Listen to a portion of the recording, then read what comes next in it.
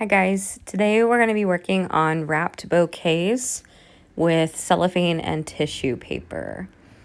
You're first going to want to start with cellophane and the tissue paper in a rectangle shape. The cellophane should be slightly larger all the way around, with the tissue paper laying on top contained within that border. Our arrangement is pretty much a repeat of our bud vase style, so we're going to use leather fern as our first ingredient to set our background. The fern should sit out off the paper slightly, maybe let's say a maximum of 2.5 inches. Once our fern is down, we're going to start with our main flower. So today we're working with carnations again.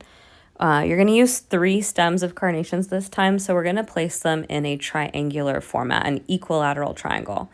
So our middle one will be the tallest, and then the 2 sides should be equal.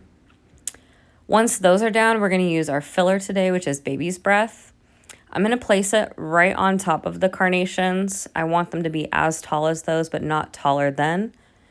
And then once I've placed it on top of them, I'm going to spend some time weaving it around the carnations so they're kind of giving each bloom a hug.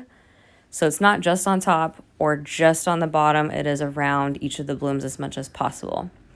Once I've done that, I'm going to take a moment and do some trimming to thin it out a little bit, because I do want the carnations to remain the star of the show.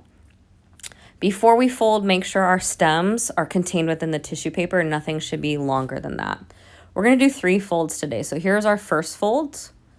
I want it to be tight against the stem, but loose up at the top of the flowers. Our second there is what I call the Subway sandwich fold. We're turning the bottom into a flat bottom instead of a pointed bottom. And then this is the third and final fold. It's a repeat of the first one, but you have a lot of extra material, so we're going to take it around to the back. And this is where we're going to secure with a piece of Scotch tape. If your leftover would be too much that it would continue around to the front of the arrangement, you're going to want to fold it and keep it here in the back.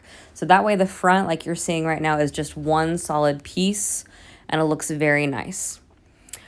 Before I finish, I'm going to readjust my flowers. Stuff can move as you flip it back and forth. And then we're going to finish it off with a piece of curling ribbon today. We're going to cinch it super duper tight, and then we'll use the scissors to curl. Once you've done this, there's no way to really adjust the flowers because that cinching of the ribbon is holding everything in place. So make sure you're totally happy with your arrangement. Stick a card and a card holder in if you want to give it as a gift before you do that cinching. If you want more flair, you can do more than 1 piece of curling ribbon. It's really up to you. But once they're curled, there you go. And that is your wrap bouquet.